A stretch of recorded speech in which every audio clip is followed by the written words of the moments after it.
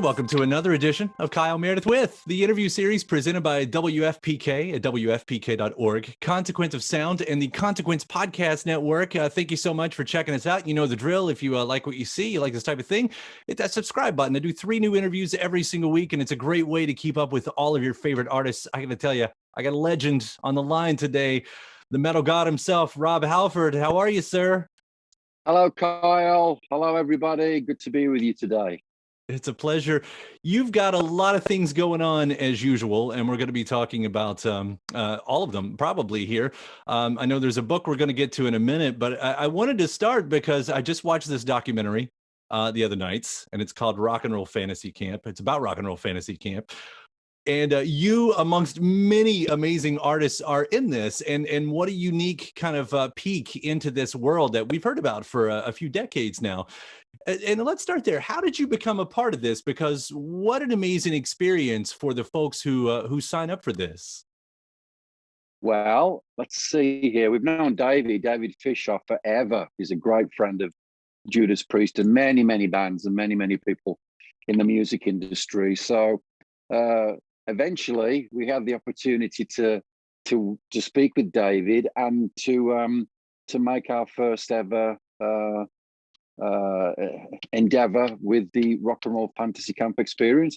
And I got to say, originally we had a little bit of an idea of what it represented, but boy, once we got into it, man, this was huge. You know, the music is at the forefront of what Rock and Roll Fantasy Camp is about, but then it's surrounded by all of these other beautiful parameters. You know, we can talk at length about all of the great aspects that kind of bounce off the Rock and Roll Fantasy Camp experience. But that's how we first touched base with David, and of course now David calls up, yeah, we'll be there. So it's got to that place. We're so thrilled every opportunity we have to be with him on the camp. Yeah, I guess one of the obvious questions is too, like, we know what the attendees get out of it. What do you get out of it, experiencing it? Well, it's just being with the attendees. It's being with them when we first meet them, when we walk into the room, and there's lots of hugs and sometimes tears, and there's just this great feeling of being together so closely, because a lot of the campers are fans of the bands that they work with. Sometimes it's a whole new experience. That's what I love about what David puts together. You know, the initial aspect of it is just to say that anybody in the world can come to the camp. You don't have to play an instrument. We can teach you how to play an instrument. You'll get all these great musicians teaching you how to play what you need to play. And the teamwork aspect is fundamental in bringing this whole project together with every band. So it's like making another band in 2 or 3 days. So we appreciate that as musicians coming from bands. Mm-hmm. But then it's all of the pieces that join together, you know, the emotional pieces that join together, the stories we exchange. And so it's a very close, intimate experience for us as musicians to be so close to some of our fans this way. Whereas normally we'd be all in the crowd with each other, you know, or we'd meet each other briefly for a quick autograph or a meet and greet. When you're with each other for 2 or 3 days, you get a very, very special, unique bond that you can only get with that type of experience at the Rock and Roll Fantasy Camp. Yeah, it's interesting you're talking about, you know, the bands that do come together so quickly, and your experience with that too. Like, I know with each musician, when you get in a band, you know, each musician is part of a recipe, you know, and how that meal comes out tasting depends on, of course, who's playing in that. And even, you know, coming from your own bands, members come and go all the time. I mean, that must give you sort of some unique insight when you're talking to them about, okay, you've just been put basically in a room with a bunch of strangers. And while you've come to have fun, you're also here, you're also going to create something. I mean, what advice do you pass on in those moments right there? Well,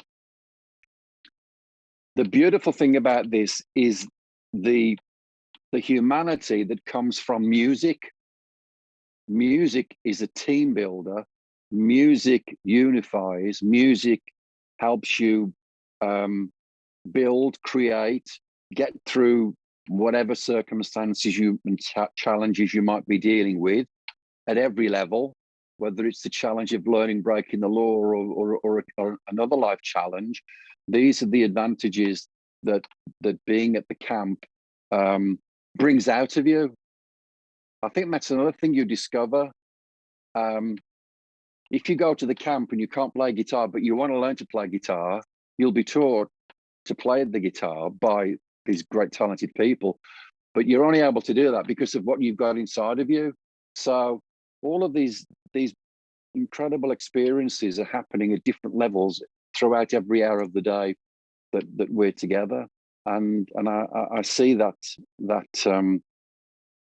whole incredibly dynamic ball of music revolving through the experiences over the 2 or 3 days that we're all together, to the climax of when we're actually performing, as we did on the last rock and roll fantasy camp with David at the Whiskey A Go Go, on the famous Whiskey A Go Go. Right. You know, the campers are suddenly on this stage that's just historic. You know, you can't describe the energy of that night. So it's just so many beautiful emotions that are ringing around the room. The rehearsals, the final rehearsals, the rehearsals of the day, the dress rehearsals, and then, you know, the punters, as we Brits call fans.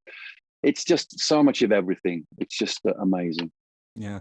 And as we hear in the documentary, if you get lucky, you'll get a back massage from Rob Halford, which apparently you give great back massage. I do. I could do with one now, actually. You know, on the flip side of things, from the artist side too, like the fans get to interact with you all, but you all get to interact with each other. And I'm sure a lot of the artists already know each other, but you know, from that fan perspective, it seems like, well, if there's ever a moment that's ripe for a supergroup to come out of this, like, do those conversations get to happen? Do you all have your cool little talks, you know, off to the side? You know what you've done, Kyle? I'm sure David will watch this and he'll go, "Oh, that's a great idea." You know, the David Fisher Rock and Roll Fantasy Camp supergroups, because yes, when you think of all of the talent that's taken part, and the great thing is we know each other. I'm pretty sure we all know each other over the years that David has been doing this great event. We know each other. So just think of the supergroups that could come out of all of the musicians that have taken part. You know, David's always looking for a new opportunity, a new idea for his camp. So maybe you've created something there, Kyle. the supergroups of David Fisher. I'm surprised it hasn't happened yet. Honestly, I am. I'm surprised we already haven't seen that. You know, I think we're so immersed, and the time flies so quickly from the moment that we get together to the moment that we perform to the moment we all have to go back to different parts of the country and sometimes different parts of the world. We don't really have chance to think about anything beyond the moment that we're working with. And I tell you, man, we have to be so disciplined because musicians have got so many stories to share with each other, you know, and so it's a joy for us meeting our fellow musicians as much as it is for everybody that's in the experience. yeah. Now, you know, if this had been around when you were younger, a bit of on the spot question here, fun stuff. Like, who would you have liked to have seen at a rock and roll fantasy? Who would have been your rock and roll fantasy? Oh my God. John Lennon, Paul McCartney, Mick Jagger, Eric Clapton, Jack Bruce, Jimmy Page, Robert Plant, Ian Gillan, Roger Daltrey, who's done a few of the camps. I'm trying to think, trying to go way back in time here. Oh, it's endless. You know, this is again the beauty of the camp, that each of us are connected in that kind of dream of these opportunities that we have, and David makes them come true, and that's just incredible. Of course, one of the reasons why this work is, of course, but how we as fans see our heroes, the rock stars and everything. The mystique that comes along with that plays such a huge role. In a moment like this, though, does that mystique, is it part of, the thing? Does it wash away a little bit? Are you guarded, for still to be Judas Priest, Rob Halford? Know exactly what you're saying. And I think if you go in with that thing about yourself, it's not going to work. It really isn't going to work. You've got to go in there and drop everything, That's what I love about rock and roll. That's what when I say rock and roll, I mean metal, I mean everything. When we go and see our favorite band or our favorite artist, the magic is happening before our eyes on stage. You've got the costumes, you've got the lights, you've got the special effects, you've got all of the fantasy of a show. Because in essence, to a great extent, music is fantasy. Music is escapism. It takes us away from the things in the world that we want to forget about for a couple of hours.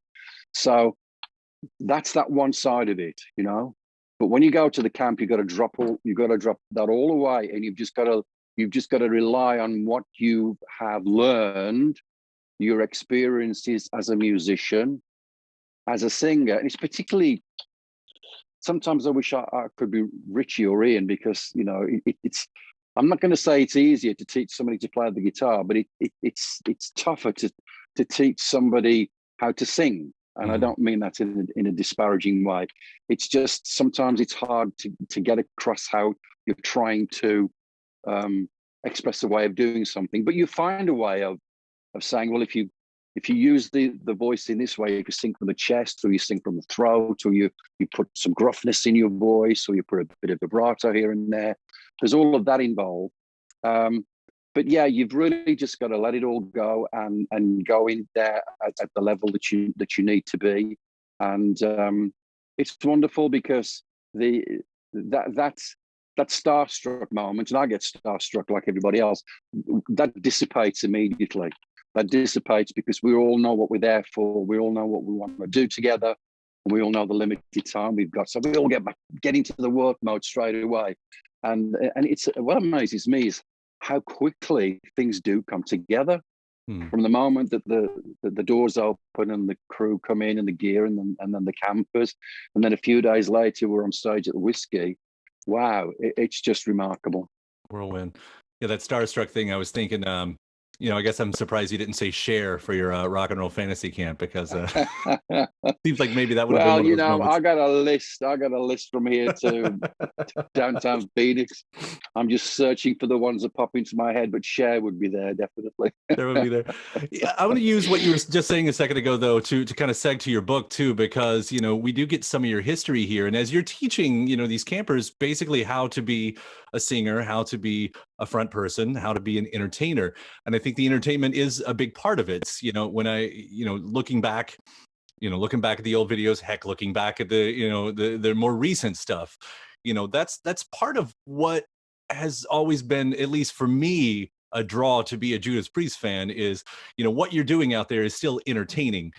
And we can hear about, where your influences come from as a musician, but what about that entertainment side? Because to lead a band, to be a front person, that takes more than just the voice, right? It does.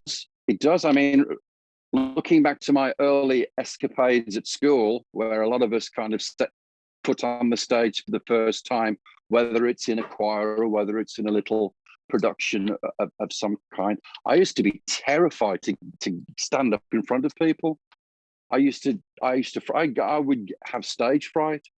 And in actual fact, some of those very early moments with some of my bands that I was in before I joined Judas Priest, that stage fright was tangible. It was real. You feel it in your stomach, and you get the dry mouth, and you're anxious and all of that, and so again, you learn something about your abilities from those early adventures. And yeah, in the book we talk about that search of discovery, that is really leading you from the musical uh, cog. That's the thing that drives you. You've got no control, man. You've got to be in a band. I've got to sing. Give me a mic. You know, as terrifying as it might have been in those early days, it's such a compulsion. You know, it takes over you, and I think most musicians will attest to that. You can't stop it. You know, it's just an incredible creative obsession. Mm. With so much history, you know, that you had to pull on in that book, and we're talking about Confess. That's the book. I don't think we've actually said the title yet. Which, congratulations on this, because the, you know, feedback, the acclaim, I guess you would say, looks to be amazing coming off of this book right here. And with so many autobiographies out there, that's, you know, to kind of cut through that. But with so much history, were there stories that you felt were really important that you needed to tell in this? Because obviously, you know, a life story, the history, everything, but were there stories you thought, okay, I really need to tell these stories? I got to instant shouts out, instant props to Ian Gittins, who worked with me with the book, because my first meetings with Ian, I said, Ian, a lot of stuff's happened to me in my life, man, and I don't know whether I should say certain things or I shouldn't. And he said, well, talking from experience, I think it's best that we get everything on the table. We talk through absolutely everything that you can remember, and we'll bring in some people where maybe the metal memory is a little bit misty. But let's just put it all out there, and then we'll decide what we feel you're comfortable with, and as importantly, what you feel is vital to the timeline of your life. You know, so with that in mind, we just went for it. You know, we had hours and hours and hours of conversations. I remember him saying, well, rather than me asking Ian, how many hours will you need? He said, about 15. I said, 50? He goes, no, about 15 hours talking. We ended up like talking for close to 50 hours together over the weeks and weeks that he sat and I spoke. I love to talk, Kyle. And so, yeah, there are very important pieces of everybody's life, some of it not so positive, but you can't hold anything back. Musicians, by their very nature, just strip themselves bare with their music. It comes from the soul. So that's where we went with the book. And so there are definitely parts in the book that kind of you put the brakes on and you go, that actually happened. You went through this, you did that, you did the other. And that's the story. That's the life that I think we all have. I'm not unique. I'm not special in that respect. But I think those important punctuation marks in your life have to be told, because it makes the book real and honest, and has all the elements of what the confession should be about. Yeah. With all the unauthorized books that have been out before, like, what were the biggest misconceptions, if there were some? Like, were those moments where you're like, I got to set the record straight on this? Well, I've never read an unauthorized autobiography of anyone other than the actual person that wrote the book, because I learned long ago in our great profession that there are multiple opportunities from people on the outside looking in to kind of put ideas together that they feel tell the story, and most of them don't. Most of them totally miss the mark. It's that thing where it comes from the proverbial metal horse's mouth that really matters. And so the unauthorized biographies are just, to me, they're just hatchet jobs. They're little bits of interviews, snippets of this, snippets of that, and it's put together probably by the best intentions of the author and the publisher. But I think if you want the real deal, you have to go with the source of the material, and that's what we did with Ian and with Harper and with Shet. Yeah, I mean, with a lot of my favorite books, anyway, it's nice learning about what was going on during those high points. I have this line that I always say, like, my favorite albums are the sophomore albums. You know, my favorite albums are the other ones, or something like that. And looking back, of course, you know, there was that 90s period. So this is post Judas Priest, and now you're out on your own, and you're doing fights and two. And I hadn't listened to two in a while. And I go back and I listen to that as I'm prepping for this, and I thought, my God, I love this. I liked it. I remember liking it. I love this stuff. Does that stuff, that's not part of Priest. Does that stuff have any kind of a future, or does that now live right there in that moment? Well, music lives with us forever. It's eternal, isn't it? I usually start my day by listening to classical music, which might sound odd, but that's what I do. And I'm listening to music that was written hundreds and hundreds of years ago. And I'm sure people will be banging their heads to Painkiller 500 years from now. But this is it, music is timeless. It certainly is the story of our lives. All of us have a little collection of songs in our heads. I heard that song when I was on my first date. I heard that song when I learned to drive the car. I heard that song when I turned 18. We've got all of those inside of us, and they live with us forever. So it's the same with those adventures that I had with my solo activities. They were important for me in my search for my wandering that I had in the metal desert to see what I was able to do. And I think that was fulfilling. It allowed me to find things out about myself that I don't think I would have been able to have done otherwise. When I put together the first Fight album, War of Words, that was a task to test my metal, really. It wasn't self-indulgence. It was just to see what I was able to do. And so because that went really well, that's what gave me the drive to take on these other experiences.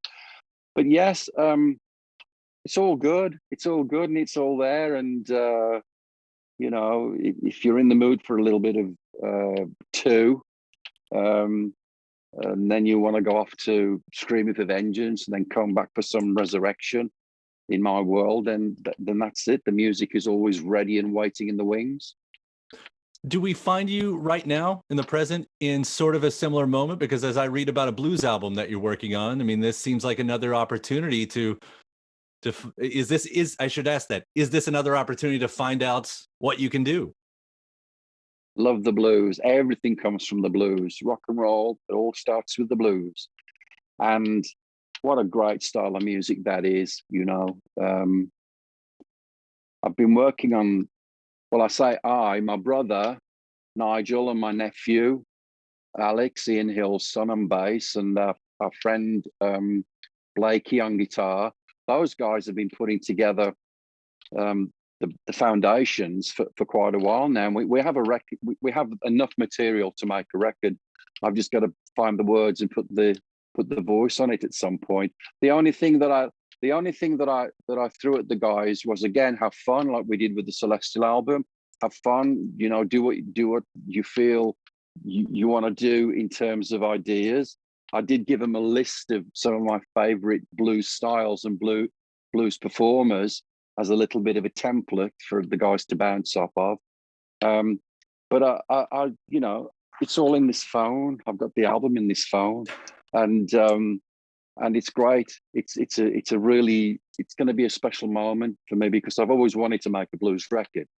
So again, when time allows, and it's been very, very tough for so many musicians with what we've been dealing with the COVID pandemic, and the glorious waiting to launch 50th anniversary Priest tour and another Priest record, then we'll get into the blues section of what I have on the front boil and back boil. I got a stove with all these different parts of the front boil and back burner, front burner and side burner, and it's joyful. I'm so blessed. I'm so grateful that I'm still able to do all these incredible things in metal, with so many incredible people.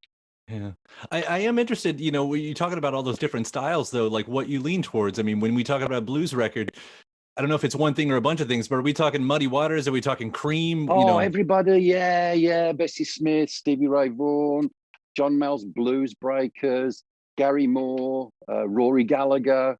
Oh, one of the greatest blues performances ever from Led Zeppelin. And the name escapes me now. The blues track. Floyd, a lot of Floyd stuff is based on blues structure. Very, very, very much so. So, yeah, Stray Cats, Status Quo, AC/DC. Man, the blues has been everywhere, hasn't it?